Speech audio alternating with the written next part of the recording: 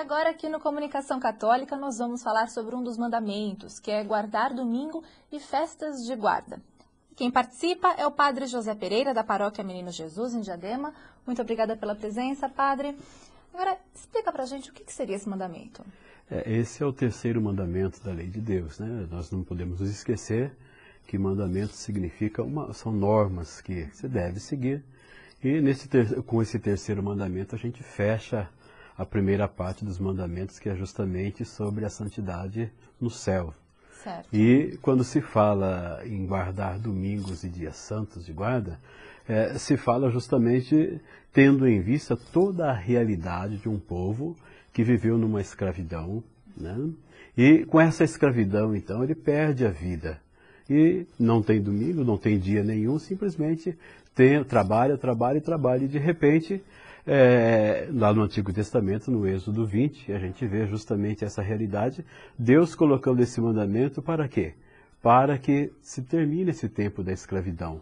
Para que um momento de descanso. Exatamente, um momento profundo de descanso, da mesma maneira que Deus descansou após ter feito o mundo, né? Eu costumo em 6 dizer, dias ele fez os céus, a terra, fez né? os céus e a terra, e no sétimo dia ele descansou. Então este é o sentido. E guardar as festas também são alguns dias especiais que nós temos na vida de igreja, onde então a gente pede, e o mandamento também coloca para nós que é um momento de descanso e de encontro com Deus também. Padre, eu, por exemplo, quando eu fico em casa, acho que é o dia que eu mais trabalho. Porque é o dia que eu vou fazer a faxina no meu guarda-roupa, que eu vou ver o que eu tenho para jogar fora. Esse descanso é para que a pessoa também deixe de fazer isso? Não. Quando se fala em descansar no sétimo dia, a gente não pode esquecer que é justamente você guardar o dia do Senhor. É o dia que você tem para você. Seria um dia para ir à igreja? Para ir à igreja, para poder ter esse encontro com a comunidade toda, né? Porque a vida de igreja é uma vida de comunidade.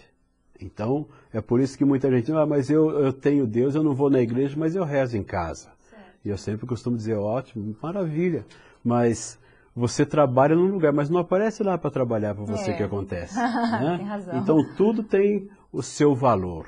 É claro que rezar em casa é importante, mas o dia do Senhor é o momento que a comunidade se reúne para agradecer a Deus e também pedir forças para a nova semana que está iniciando. Certo. A Igreja Católica considera o dia de descanso o domingo. Algumas religiões consideram esse dia o sábado. Inclusive, eu tenho uma amiga que a religião dela guarda o sábado. E eu estava conversando com ela comentou que nem comida ela faz no sábado. Será que existe um pouco assim de confusão nessa questão de guardar determinado dia, o que eu posso fazer, o que eu não posso? Não é questão de... É a gente levar a lei ao pé da letra. Né? Jesus, ele é muito claro nesse sentido, quando de repente os fariseus se aproximam dele e ele está fazendo uma cura num dia de sábado. Certo. Então ele vai dizer assim, os fariseus vão dizer, não te é permitido fazer isso no dia de sábado, que é trabalho. E Jesus vai dizer para ele, o que é permitido? Você deixar alguém morrer ou você dar a vida para essa pessoa? Não é?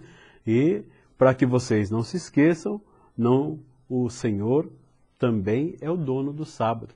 Quer dizer, o sábado é a mesma coisa que fosse o domingo, é justamente o momento em que a gente tem esse sossego, mas isso não quer dizer que a gente vai ficar de perna para o ar sem fazer nada. Né? Tem coisas que nós temos que fazer. E também é necessário guardar os dias santos de guarda. Quais seriam esses dias? Dia 1º de janeiro, o dia da Mãe de Deus. A primeira quinta-feira depois da festa da Santíssima Trindade, que não tem dia certo, né? Depende do carnaval, todas essas coisas. Aliás, o carnaval depende disso, né? Que seria a festa de Corpus Christi. Dia 8 de dezembro, que é a festa da Imaculada Conceição. E o dia 25 de dezembro, que é o Natal. São essas quatro datas. Quatro datas. Padre José Pereira, muito obrigada pela sua participação. Deixo o convite para o senhor voltar outras vezes aqui com a gente. E você, muito obrigada pela participação também e até a próxima.